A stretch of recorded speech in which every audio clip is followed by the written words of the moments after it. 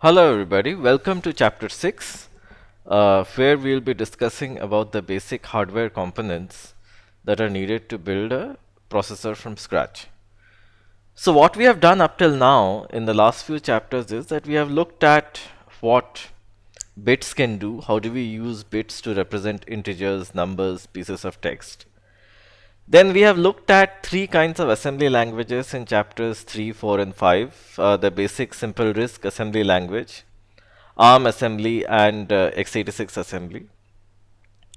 Now, given the fact that we have a decent idea of what assembly languages are, we want to build an actual processor. So, to build an actual processor, what we would be discussing in this chapter is essentially the building blocks of actual processors. So, I want to repeat once again that this is chapter 6 of the book Computer Organization and Architecture. This has been published by McGraw-Hill in 2015. So let me start with an outline of this chapter. So this chapter is divided into 4 sections. The first section discusses the most basic building blocks of circuits, which are transistors and logic gates. Then we discuss combinational logic, which is basically creates larger circuits by combining these basic elements, which are logic gates. Subsequently, we shall discuss sequential logic. So in sequential logic, we store individual bits, and then we use these individual bits in circuits. Finally, we'll discuss SRAM and DRAM cells. So these are the memory elements inside a processor. We can store data here. We can store bits and bytes. So SRAMs and DRAMs are two very different technologies. So we'll discuss both of these in the last part of this chapter. Alright, so let me start with a disclaimer that this chapter we are providing a very high level overview.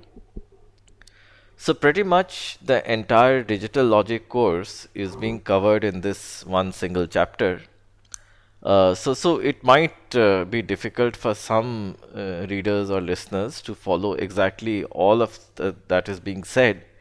So the assumption is that at least students have some background in logic gates, transistors, combinational and sequential logic. So then this chapter you can recapitulate all of those concepts and also get a high level picture of all the elements that we need from the point of view of designing a processor. So for a deeper understanding, if it is required, the students can consult any of the classic textbooks on digital logic. Alright, so let's take a look at the basic atom of a circuit, right? The most simplest and it's like an atom and molecule of a circuit. So the most basic element is a transistor. So the transistor in common man's words is basically a switch. So it's the same as a light switch and it's any kind of switch. So when the switch is open, current is not flowing, and when the switch closes, there is a flow of current. So this is as simple as that. When the switch is on, the current can flow from this terminal to this terminal, and if the switch is off, there is no current flow. So the transistor works like an open circuit. So this is the most basic element of a circuit. It's just a simple switch. And how is a transistor made? So transistor previously was being made with different technologies, but for the last 40-50 years, it is being made of silicon. So silicon is a basic element of sand. It's a brownish, grayish material. It is a semiconductor, which means that it's not a conductor and it's not an insulator. It lies in the middle. It is so the fantastic thing about silicon is that it is possible to change its properties. We can add a little bit of impurities to silicon, and this process is called doping. So what is doping again? It is the process of adding a little bit of impurities to silicon. Once this is done, we can change its properties. For example, if we dope it with group 3 elements of the periodic table, such that boron, aluminum or gallium, so then it will become a p-type semiconductor, p for positive in that sense, and So then in this case, the conductivity of the semiconductor will actually increase. So we'll discuss how, but the basic idea here is that if we dope silicon with another element, in this case a group 3 element of the periodic table, its conductivity will increase, and so there is a so there are ways to control that. Similarly, if we dope it with group 5 elements of the periodic table, which are like phosphorus and arsenic, it is called an N-type semiconductor. So recall that in the periodic table, in the outermost band, is in the silicon has 4 electrons, group 3 elements will have 3 electrons, and group 5 elements will have 5 electrons. So how is silicon, so how is a typical silicon, uh, a piece of silicon organized in terms of its basic atoms? So well, so silicon is a group 4 element, so it has 4 electrons in its outermost layer. Similarly, other silicon atoms also have 4 electrons. So essentially 4 plus 4 becomes 8, and so they form these covalent kind of bonds here, and so they arrange themselves in a lattice. So this is a 2D view of what is otherwise a 3D lattice, but you can sort of think that each silicon, conceptually you can think that each silicon atom is connected to 4 other silicon atoms, and so they form covalent bonds of the way that is shown to ensure that they have a stable structure. Now, what we can do is that let us assume that we replace a silicon atom with a boron atom. So, a boron atom is a group 3 atom, right? So, it has 3 electrons in its outermost layer or orbit, and so basically there is 1 electron missing. So, whereas silicon has 4 electrons. So, what happens is that inside the lattice there is a hole over here. So, what does a hole mean? A hole essentially means the lack of an electron, right? So, basically an electron is not present. So, this is called a hole. So this is essentially a lack of an electron or 1 less electron being is a hole, and the reason the hole is there because we have a small boron atom. So the interesting thing is that in this case, holes can actually flow in the sense that this electron can get transferred over here and the hole can get transferred over here. Similarly, holes can also flow like this, that the hole gets transferred over here and an electron from there comes here. So the reason that this happens is that inside the atomic world, things are fairly complicated. So atoms are connected to each other, and so actually, one reason that metals are very heavy conductors is basically because the electrons form what is called an electron gas. Electrons form what is called an electron gas or an electron cloud, in the sense that all of the electrons are available to sort of carry charge or carry current. So in this case, the electrons, it is true that they are associated with atoms, but they are also somewhat mobile in the sense that they can flow. So if an electron flows in one direction to cover up a hole, conceptually we can think that the hole is flowing in the other direction. So the hole per se is not a physical quantity, it is the lack of an electron. But we can conceptually think of a hole as a charge carrier, where it is associated with positive charge, and the fact that the hole moves, let's say in this case, from the right to the left, essentially means that an electron moves to fill up the hole from the left to the right. So the holes are considered as charge carriers. If you take a course on device physics, you will study a lot about electrons and holes and compute effective masses of holes and so on. But for the sake of an overview, these advanced concepts are not required. The only thing that needs to be understood is that a hole indicates the lack of an electron, and the hole itself can flow. For example, if I apply, let's say, a strong negative charge, that will essentially repel electrons away from it. So basically the hole can then flow towards the negative terminal, which essentially means electrons are flowing in the other direction and the hole is flowing towards the negative terminal. So the hole we can think is that it is conceptually associated with positive charge. Similarly, we can have another kind of doping. Uh, okay, there was this animation over here, so let me show this once again. Let us consider the hole that was created by adding the boron atom, and let's consider an electron. So if we apply a strong negative potential over here, then electrons will get repelled from the negative potential, and thus an electron will take over a hole and the holes can migrate towards the negative terminal. So we are thinking of a hole as a net carrier of positive charge, and it essentially can move, so it is associated with current. So let us now look at a similar kind of doping called n-type doping, which is actually the reverse of doping with group 3 elements. In this case, we are doping with group 5 elements. So let us assume that there is a phosphorus atom in the lattice. So it will create bonds with the rest of the atoms, which is fine, but it will have one extra electron. So this extra electron that is there can essentially migrate and carry current. So these electrons will flow, it is associated with a net negative charge. So let us show a similar example that electrons on the application of an electric field, which is essentially a potential difference, electrons can flow right from the negative end to the positive terminal. All right. So at this point, what are the two important concepts that we have read? We have read the concept of a hole, which is a lack of an electron, but conceptually it can be thought to carry positive charge. And then we have studied about an electron. Electron carries negative charge. So how is a hole introduced? A hole is introduced when you dope silicon with a group 3 element.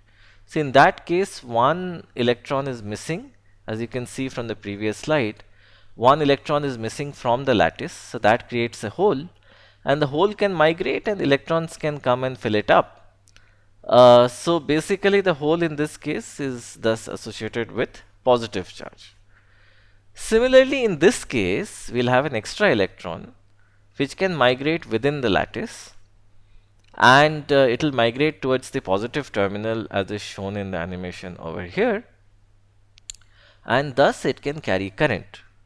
This is precisely the reason why if we dope silicon with with either a group 3 element or a group 5 element, we have extra charge carriers. And what are the extra charge carriers? They are either holes or they are electrons, and thus the net conductivity increases. So let us now make a transistor. So making a transistor is very simple. Once we have seen how to make a silicon lattice and how to dope it with dopants which are either n-type or p-type, we can use these basic elements to create a transistor. So in this particular case, we create two n-type wells. So these are, sorry, two n-type regions. So an n-type region is basically a small region inside silicon where we introduce a group 5 element atom.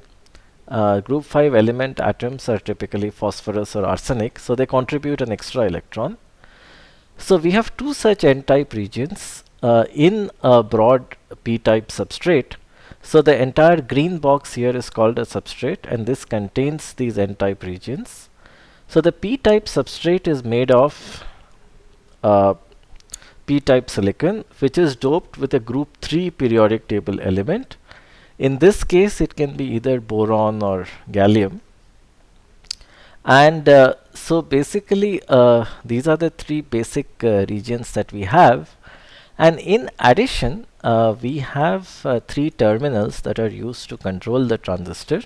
The transistor being a basic switch, the current flows from the drain to the source. So the direction of the current flow is from the drain to the source. Of course, it flows via the transistor, which we shall show in some time. And the gate, which is basically the controller, decides if the current flows or not. So let's take a look at the gate in some detail. So the gate has actually two elements. So the black rectangle that we see over here is basically a silicon dioxide slab. So silicon dioxide is essentially sand, and the good thing about silicon dioxide is that it is an electrical insulator. So we have a very thin layer which is of the order of nanometers. We have a silicon dioxide layer which is an insulator, and on the other side of it we typically have another semiconductor called polysilicon. So then the polysilicon is connected to the gate. So the gate is a terminal, and there is a small metallic contact over here which we are not showing. And so via a small metallic contact, the gate wire, which is a copper wire, is connected to this polysilicon layer. And so this controls the transistor. So recall that any transistor is a switch. Either the switch is open, which means the current from the drain to the source is not flowing, or the gate is closed. So in this case, the circuit is closed and the current is flowing. So what we see here is that we have three terminals in this transistor: the drain, the source, and the gate. The drain and the source are connected to the N-type regions, and the gate is used as a controller. So the way that the gate works in an NMOS transistor, so why NMOS? So basically because we have two N-type regions which are also called N-type wells embedded in a P-type substrate. So now if we apply a positive charge to the gate, what will happen is that a channel will form, which means that all the electrons will get attracted towards the positive potential, and all the holes will get repelled in the other direction.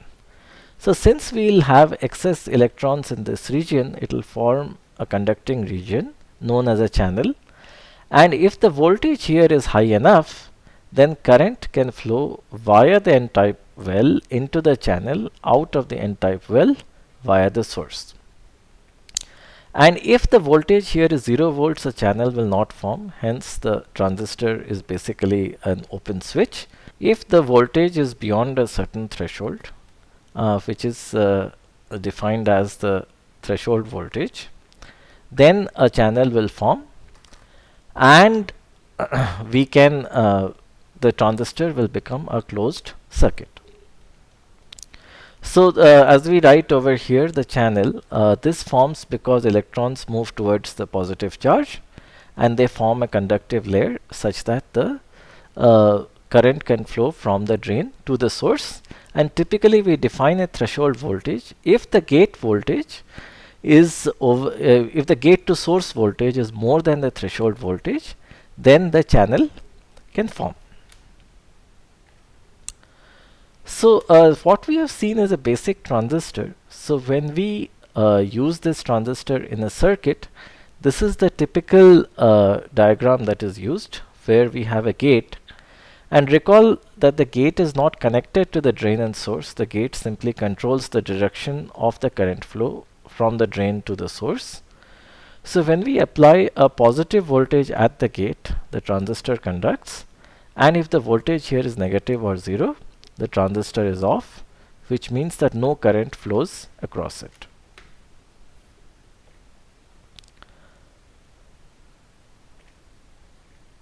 Alright, so basically one way of ensuring that no current flows is, of course, if the voltage is 0 or negative. So what we shall see later is that the transistor being in the on state as well as in the off state, this fact can be leveraged to create a variety of circuits, notably logic gates. So let us now define an analogous structure, which is a PMOS transistor. So here we have two p-type wells inside an n-type substrate, And the way that this works is exactly the reverse of how an NMOS works. So for traditional and conventional reasons, the flow of current in a PMOS transistor is actually from the source to the drain.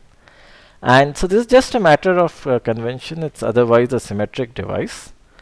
So here, if the gate voltage is 0 or it is negative, so what happens is that we basically have the holes moving towards the channel, and thus a channel is formed over here, which is the conducting layer, and current can flow. So the logic, so we are not explaining this anymore because the logic here that we use is exactly reverse of the logic that we had in an NMOS transistor, and exactly a similar reasoning can be applied for the channel and for the operation as well. So the symbol of a PMOS transistor is this, where we have a gate, a source, and a drain. The only difference in the symbol is that we have a circle over here which indicates that this is a PMOS transistor. And of course, the way that this operates is that if we apply a positive voltage at the gate, the transistor is off, there is no current. And if we apply a negative or a zero voltage, then of course there is a current flow. And the current flow's direction is from the source to the drain.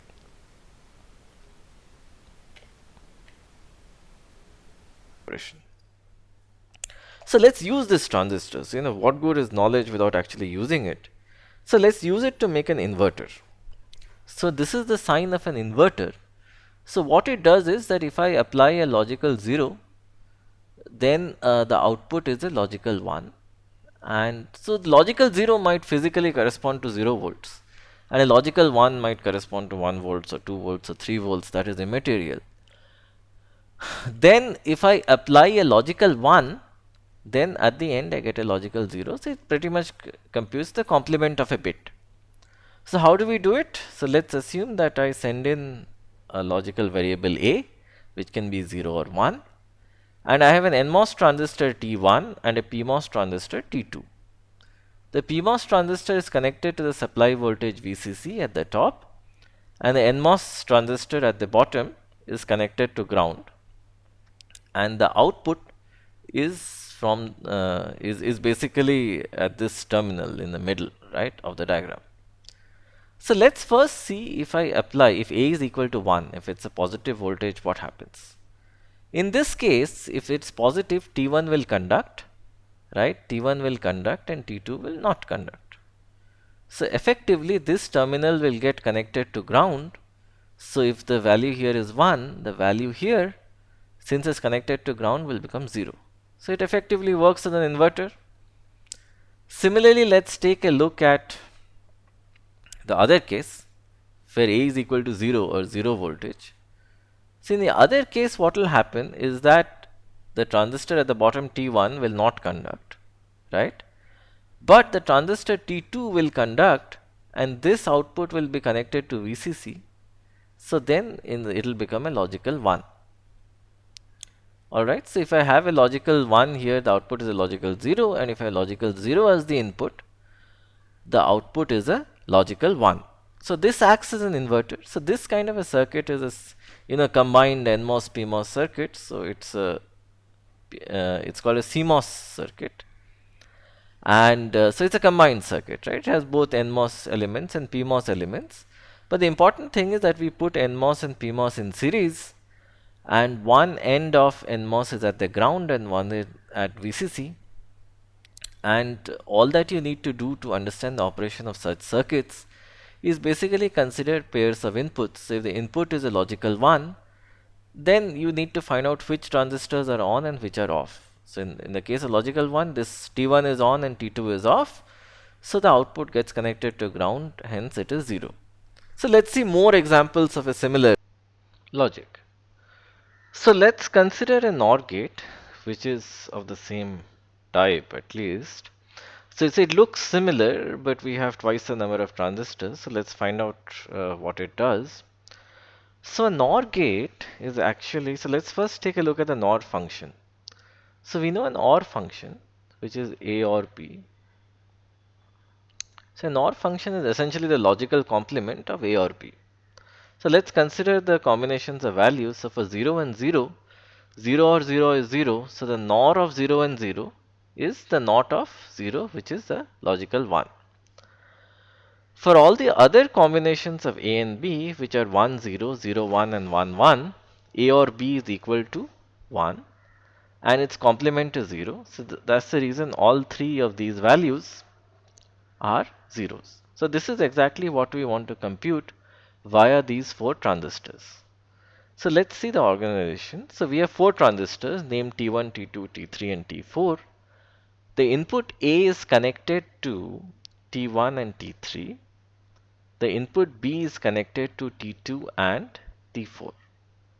So T1 and T2 are connected in parallel and T3 and T4 are connected in series. So T1, T2 are NMOS transistors and T3 and T4 are PMOS transistors. So let us first consider the simple case where A is 0 and B is 0. So in this case both the NMOS transistors are off. So T1 and T2 are off. And both the PMOS transistors T3 and T4 are on. So the transistors are on. This basically means that T3 and T4 form a conducting path. So the voltage at the output terminal out will be the same as VCC or the supply voltage, right? So the voltage at the out terminal will be the same as VCC, the supply voltage, because T3 and T4 are conducting. So hence that will be a logical 1. Now let's consider the next situation where A is 1 and B is 0. So if A is 1, the transistor T1 will conduct. So as a result it is on. Since B is 0, T2 will be off. So as a result it is off. Similarly, let's take a look at T3 and T4. So since A is 1, a logical 1, it's a high voltage, T3 is turned off. And T4 will be turned on, but it doesn't matter. So the reason it doesn't matter is because when transistors are connected in series, if one of them is off, the entire line is off. But what we have over here for this, for the second input, is that the transistor T1 is conducting, so the output terminal is directly connected to ground because this transistor T1 is conducting. So essentially we can sort of add a straight line over here that it is directly connected to ground. As a result, the voltage at the output terminal is equal to the ground voltage, which is 0, and thus the output is a logical 0.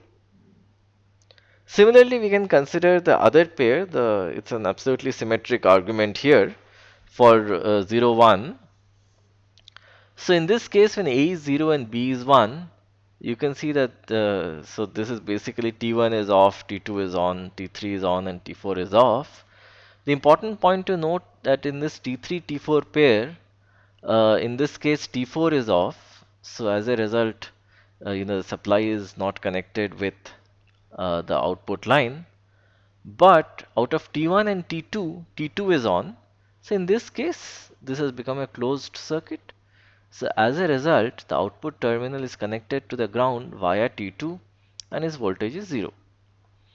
Similarly, if both A and B are 1 and 1, then both T1 and T2 are conducting. So both of these lines, the outputs are connected to the inputs.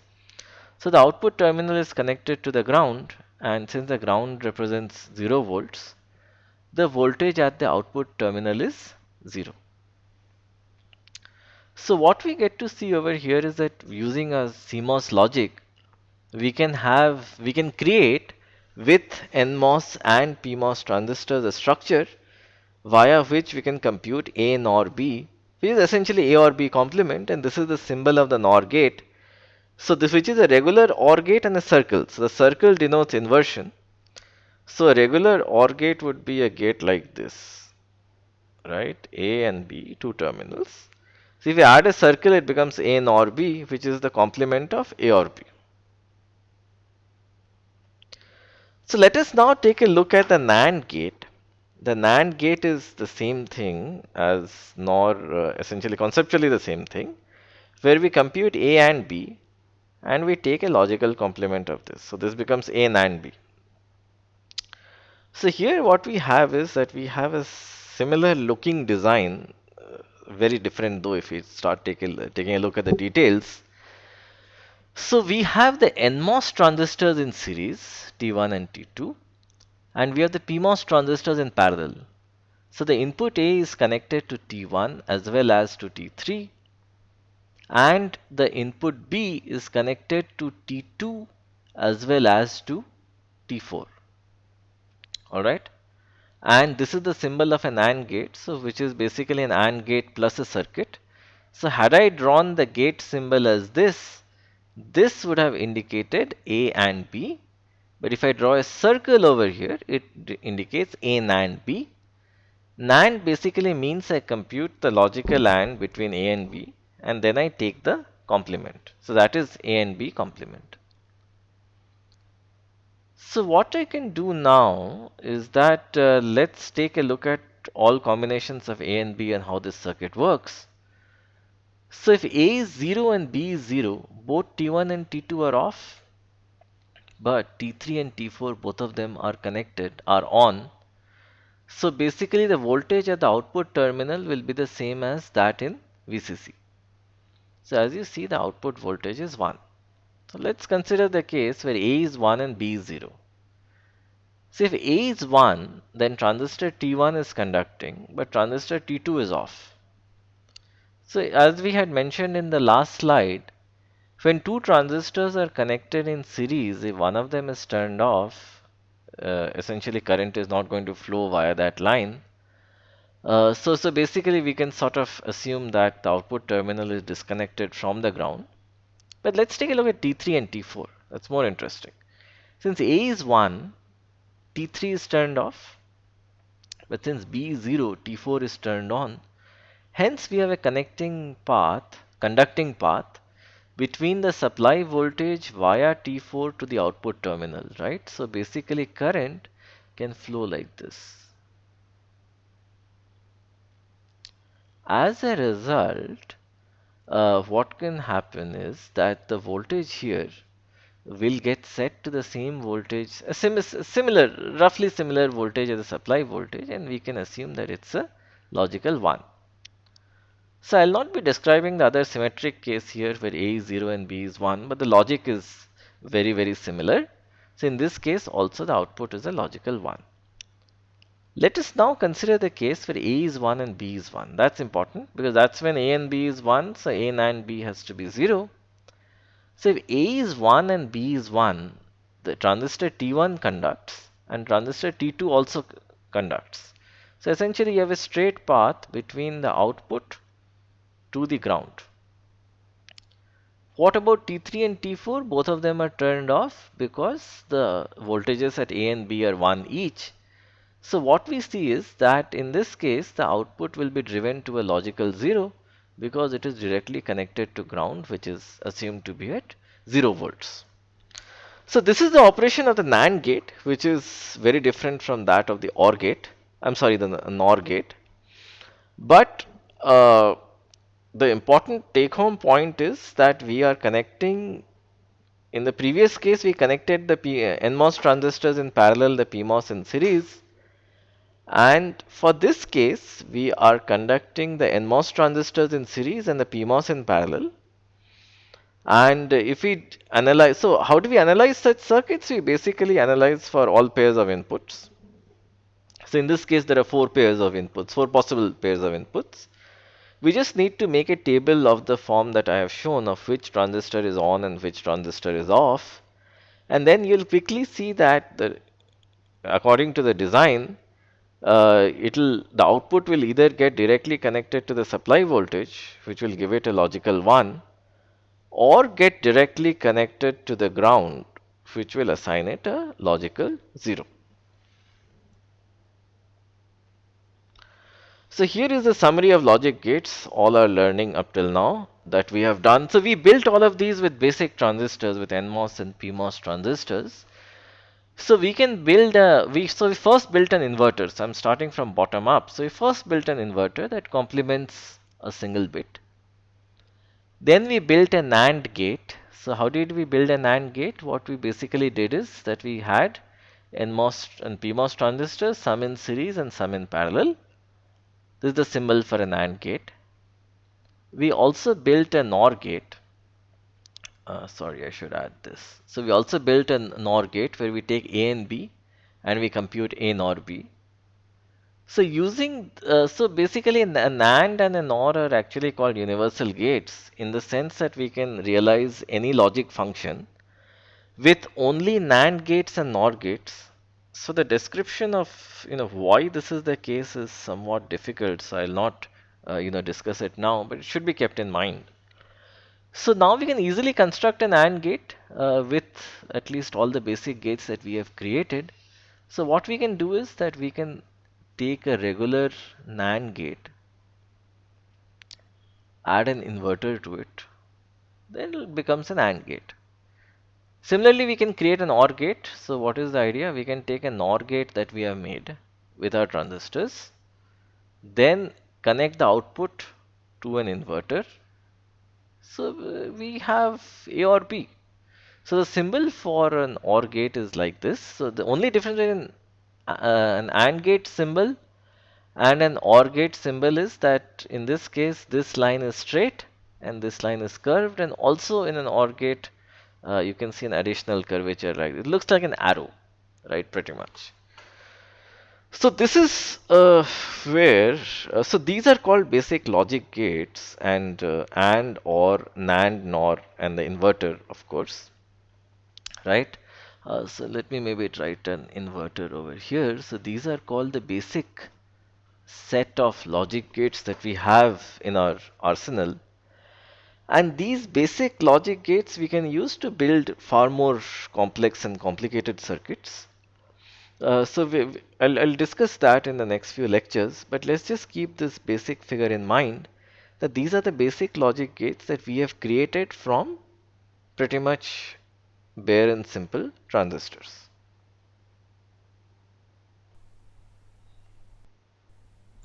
Let us now discuss combinational logic. So what is combinational logic? It's essentially creating a complex logic function. So let me say what is a logic function. So logic function takes multiple Boolean variables as arguments and returns an output which is a Boolean variable, or it can return a series of outputs as well. So it can also return a set of Boolean variables b1 to bn, right? So this is made of logic gates, and so the final output is essentially one of the possible. So if let's say that there are n outputs, so there are 2 to the power n possible values. Some of these values are allowed and some are not allowed for a given set of inputs. So typically for a given set of inputs, only one value out of this set is allowed. So that's the reason we call it a combinational logic, where essentially we take a combination of Boolean bits and we determine the output. So let's first discuss, so what we want to do in this part is essentially discuss some of the most important combinational logic blocks that are used typically in modern processors. And the multiplexer is probably the most important logic block. So let's discuss that first. So mind you, in combinational logic, we just take combinations of variables and then we decide the output. So there is no storage per se. So sorry. So let's consider a multiplexer. So in multiplexer, we're given n inputs. We choose one of the inputs as the output based on the select bits.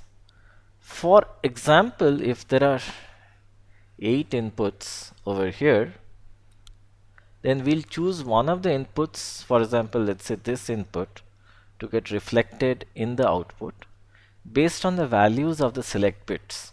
So let's say this is input number 4, and if the values of the select bits are 1, 0, 0, then we'll choose this input to get reflected at the output. Similarly, if this is the last, if let's say the last one, the last line, we want the value of this to get reflected at the output, then the value of the select bit should be 1, 1, 1, right? Where we are assuming that they are numbered from 0 till 7. So this is a very important element in the design of processors. So we'll see why this is the case when we go to chapter 8, mainly chapter 8 and chapter 9. But nevertheless, let's try to understand how to actually build one such circuit to implement a multiplexer.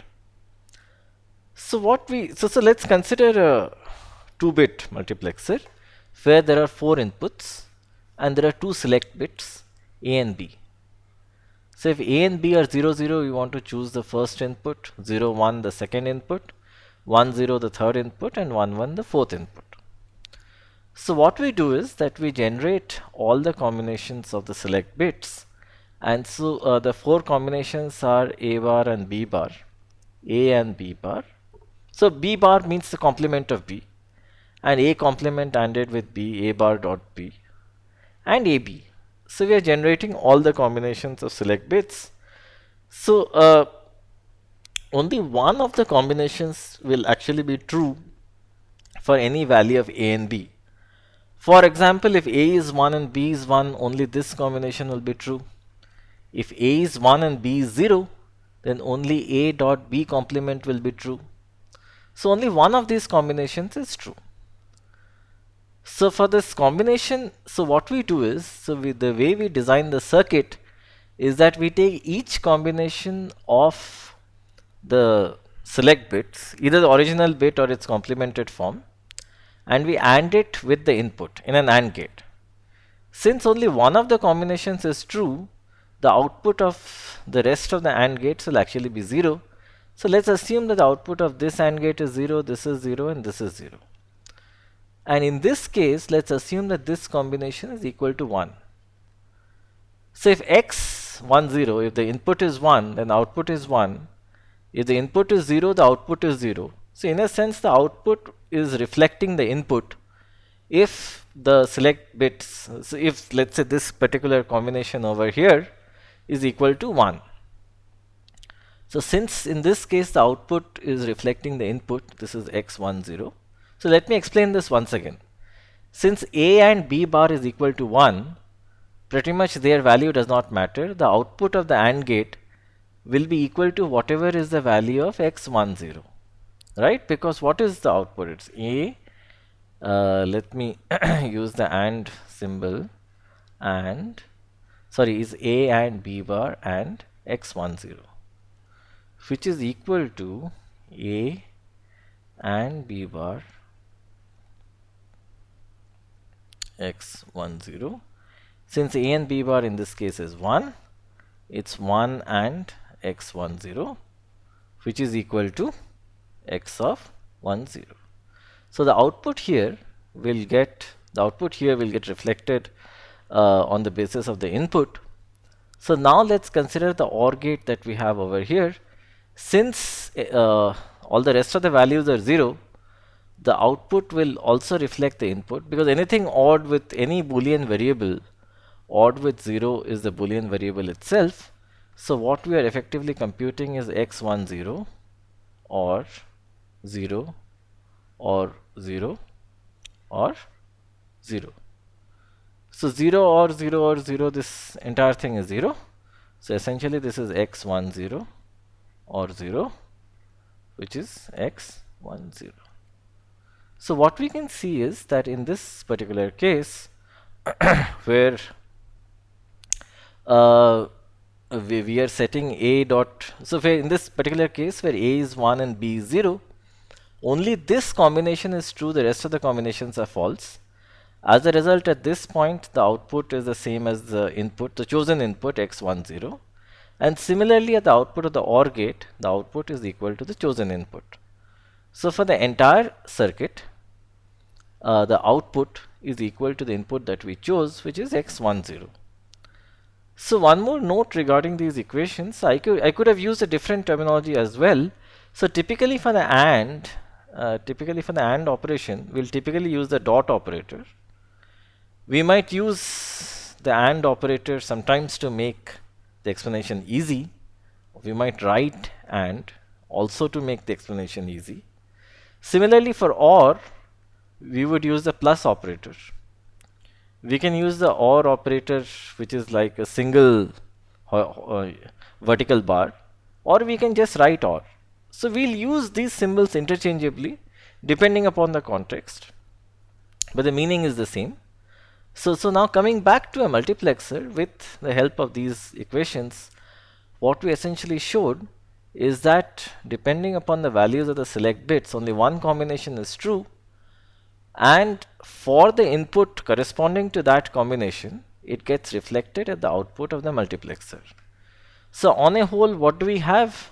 What we have is that we have 4 inputs coming in and we have 2 select bits. Based on the value of the select bits, only one of the inputs gets reflected at the output. So let us design a demultiplexer which is the reverse of a multiplexer. So here what we have is we have a single input, which is a single bit input that we have over here, and we need to make it appear on one of these n outputs. So in this particular case, n is equal to 4 outputs. So in one of these 4 outputs, let's say it is this output, we want this input to appear over here, and the rest of the outputs will be 0. To do that, as we have seen in the slide on multiplexers, we need to number the outputs with binary bits. Since we have 4 outputs, it will take us log 4 to the base 2 bits to number them, which is basically 2 bits. So we can number these 0, 0, then 1, 0, then 0, 1, and 1, 1. So there's a reason why I numbered them in this fashion. So similar to what we did in multiplexers, we have 4 AND gates. So we are considering that the first bit is for A and the other is for B. That's the way we have numbered them. And so the 2 bits, one we are calling A and one we are calling B. So if we have specified that bit number 0, 0 is where the input needs to show, then we need to set A bar and B bar, or A complement and B complement. So this becomes 1 and 1, and this AND gate gets enabled. So in this particular case, since we want the input to come via this output, so we set A to 1 and we set B to 0. So B complement becomes 1. So in any AND gate, once an input is 1, the rest of the inputs decide the output of the AND gate. Since both of these are 1, the output of the AND gate over here is the same as the input here. So the input here is 0, the output here is 0, can be easily verified. And if the input here is 1, the output here is 1, that also can be easily verified. Similarly, we have the rest of the inputs to the AND gates, which in this case is A complement and B, and in this case it is A and B. So only one of these conditions will be true, and for the AND gate for which these conditions are true, that AND gate is enabled, and that is where the input will appear at the output. So this particular circuit is just the reverse of what a multiplexer does. That's the reason it is called a demultiplexer. So the working of a demultiplexer is something that we described in the previous slide. So it is, let us just go through it once again. So we generate all combinations of A, B, A complement and B complement, as we just saw over here. We generate all combinations. If we have n select bits, well, then we generate all 2 raised to the n combinations. Only one of the combinations will be true, and the output of that AND gate is equal to x, which is the input, ANDed with 1, because the rest of all the inputs are 1.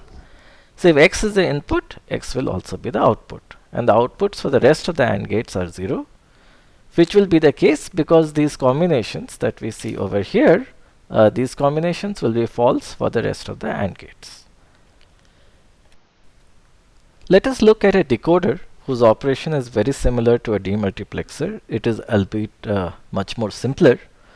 So in this particular case, we have n outputs, and we want to choose one of the n outputs using log n to the base 2 bits. So if n is 4, log 4 to the base 2 is 2. So that's the reason we have two select bits, which are a and b. A and b can take four possible values. So as we did in the case of a decoder, something very similar can be done here, where we take all four combinations, and depending on the values of a and b, only one of the AND gates will produce 1 as the output. Let's say it's the second AND gate, and the rest of the AND gates will produce 0 as the output. So in this case, only one of the AND gates in that sense is enabled, whereas the rest are disabled. So as compared to a demultiplexer, the main difference here is that the demultiplexer had a separate input for every AND gate, which was the input that we wanted to see reflected at the output, which means we had an input here and the input was expected to reflect over here. In this case, that is not happening. We just want to set one of the n outputs to 1. And as we shall see later while designing memory arrays, this particular circuit will prove to be extremely useful. So I'm not explaining further because we have already understood the operation of a demultiplexer. This is something very similar. Now, let us consider one more circuit called an encoder.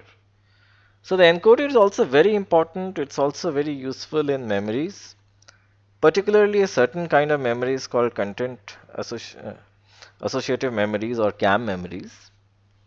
So an encoder works like this, that given n inputs, assume that only one of them is 1, right? So this is a normal encoder.